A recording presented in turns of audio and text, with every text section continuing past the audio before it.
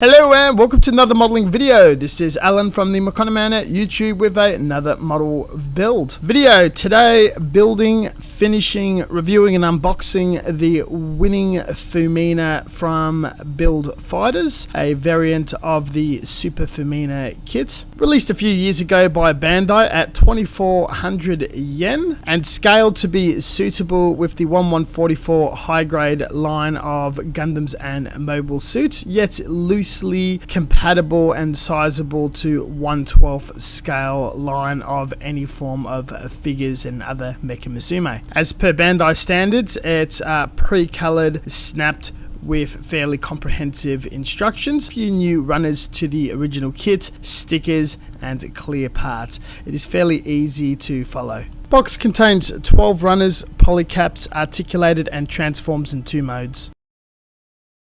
The minimum work required is to follow the instructions, cut the parts out and assemble. I take this a step further by cutting it with a large nub, double cutting it down and sanding anything away. Each part is also plastic cement to be fused together strategically of colours of the same part and filled with dissolved putty. After 24 hours, it's sanded back. The instructions follow a linear format of numbers, both on the runners and in the pictures. You cut out the parts and it gives you a guide in instructions where to stick the more flexible polycaps and the more rigid parts. This gives a pivot point of articulation and color separability. These are designed more as toys than scale models, with a bit of your own touch in assembling and posing. This project definitely far more than others, and there's a few issues to definitely cover. Using the old solid face, the eyes are far too sunken in. This is easily resolved by filling and using water slide decals. It is very heavy in seams across all of the limbs, and some articulated points has large gaps will be more visible from the painting stage. There is an SD component that can come and build as its own mini Gundam, but it's quite heavily stripped down with very large gaps showing the inner minuscule frame. The fun part are the clear bits, which can stick to many different components and be held from the SD, the figure, or on the actual parts of the head and knee armor. Going for 2 kits in one, both already quite flawed, it left with a lackluster experience as a collectability figure that's unpainted. It was fairly poorly received by fans. On this channel you will find my reviews and builds on the base Fumina and other variants. However, a bad kit is not necessarily a bad experience, and I just happen to be into that. Especially the mecha musume genre, especially designed by Fumikane Shimada. The build, especially the figure, can be used as a base to build up upon, or with styrene sheet, putty and extra bits be built far more upon in improvement in detail, or the approach I'm taking with this particular video, painting, shadowing and weathering. The equipment's not particularly difficult to use or expensive. I'm utilizing a very cheap plastic aquarium pump compressor on a Hyosing affordable airbrush. The same models you'll find on Amazon, eBay for just a few dollars to $100.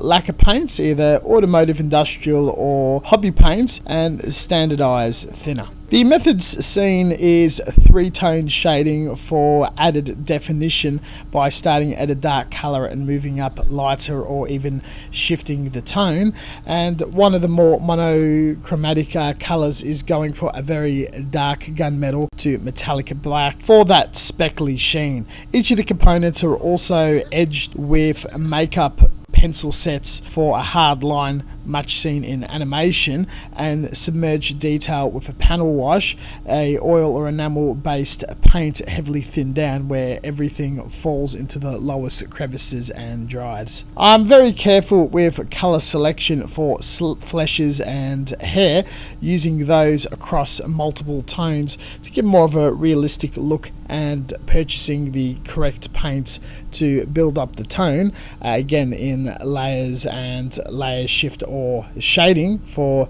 definition and more liveliness, and other colors to be more fun, such as armor and the Gundam components, going for a pre or post shade and building up on blue highlights, soots for the metallics, and even a slight candy shift for the cameras and eyes.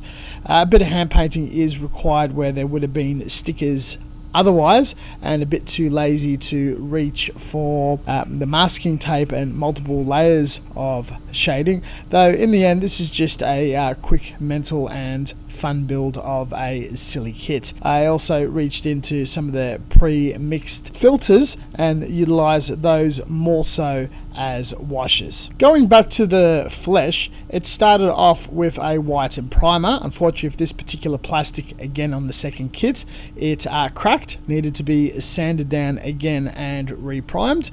A base of lacquer white to have as light as an undercoat as possible, not to go grey and drab, and build up with Guy Note and Mr. Hobby colours of character and anime fleshes with a bit of blush and tan thrown in. Not wanting to use the clear bits, sunken eyes or stickers, I have opted to purchase a set from HIQ Parts, and there's a few other brands out there, of 1/12 scale eyes, which is the scale we mentioned just shortly that it's very similar to.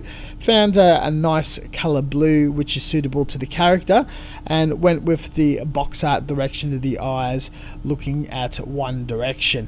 Everything was coated in a matte clear to dull some of the glossy sheens, and promptly assembled where colour separation is not pre-assembled, plastered with PVA glue and snap fits together. This prevents any solvent or reactive adhesion that would melt or damage the paint and ruin the finish later on. It just needs to be enough to hold the part together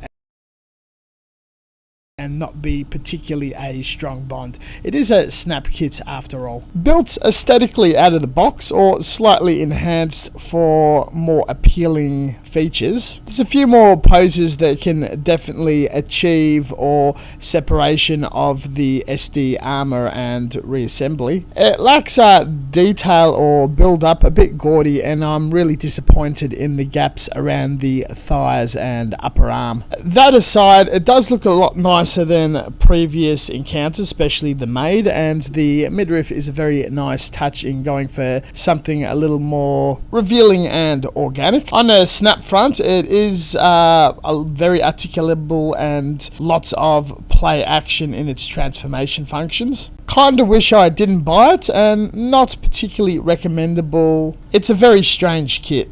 But I'm pretty pleased and very happy with my effort in colouring and trying to add some improvement to make it more visually appealing and at least able to display. Plus, I definitely intend to build, collect, finish and video the entire collection. On top of that, I don't think anyone can stop me.